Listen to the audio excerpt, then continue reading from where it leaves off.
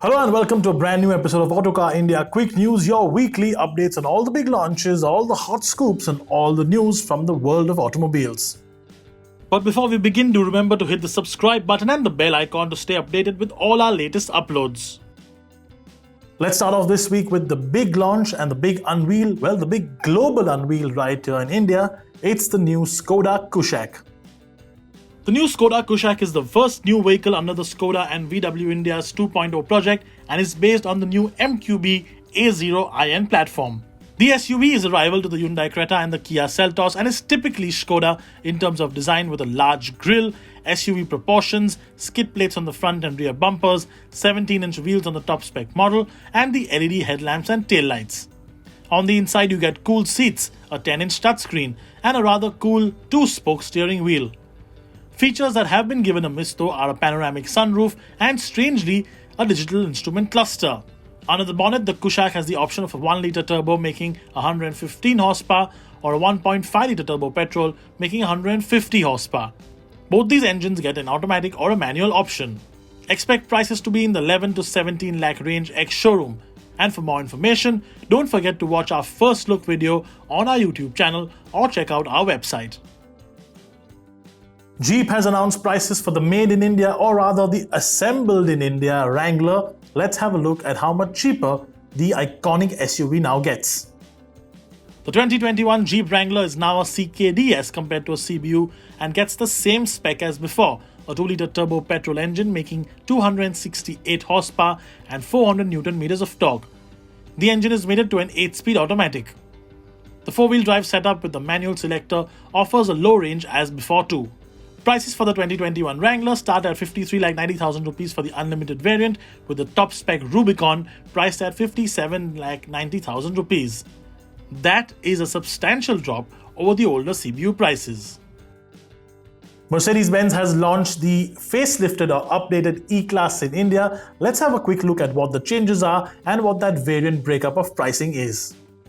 The facelift brings the E-Class in line with Merc's family look that you get on the new S-Class and the C-Class. The new grille and bumper, a set of blacked out headlamps, and a larger grille combined with the new rear bumper and slimmer tail lamps makes it notably different as compared to its pre-facelift predecessor. The interior too gets updates like a new steering wheel and a tablet-based control setup for the rear passengers. Engines include the petrol E200 and the diesel E220D and the E350D, with the latter also getting AMG styling and larger wheels. There are a total of 5 variants on offer, with prices starting at 63,60,000 rupees ex-showroom India. And the luxury car launches seem to continue every week. This time around, it's Bentley with the facelift Bentayga.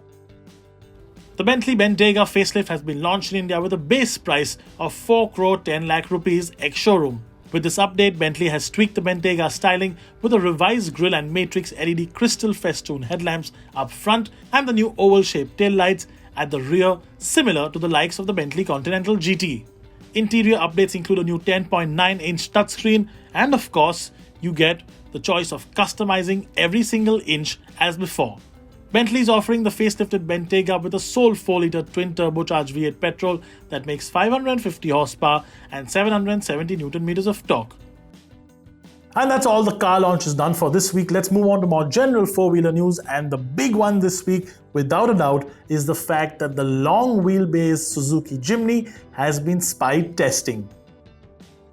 Suzuki seems to have finally begun work on a longer wheelbase variant of its popular Jimny SUV. A first sighting of the test mule in Europe with a considerably longer wheelbase confirms this development.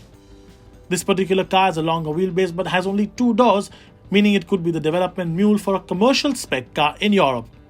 However, the long wheelbase will also most likely underpin the 5-door passenger variant that is destined for markets like India. Now, this is BMW's first all-electric sedan, or if you want to be absolutely precise, it is BMW's electric 4-door coupe, the new BMW i4. BMW's Tesla Model 3 rival, the new i4, has finally broken cover ahead of an expected launch schedule.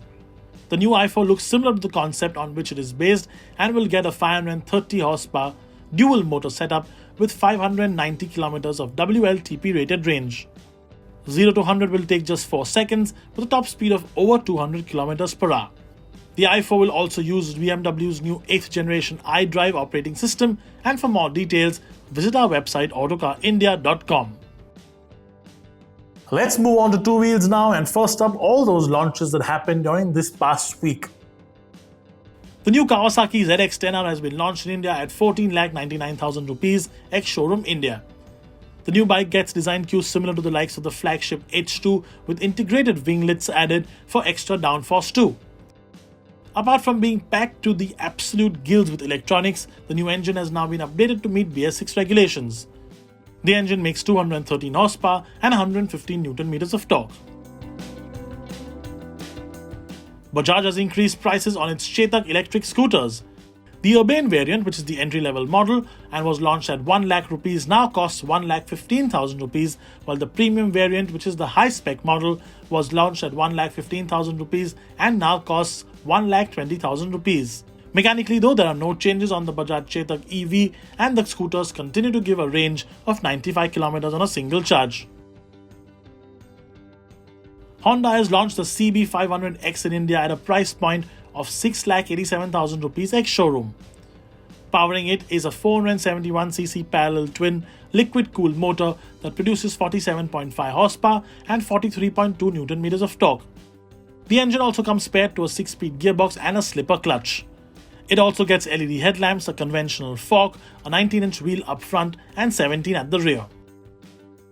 And continuing with Honda two-wheelers, the Honda H'Ness CB350 has been recalled due to some issues with the transmission. Let's take a closer look at what the problem actually is.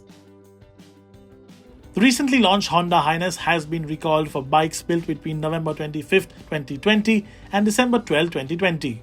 The manufacturer released a statement saying it has identified a different material grade used in the countershaft fourth gear of the transmission, which may lead to a defect upon extensive running or usage of the motorcycle.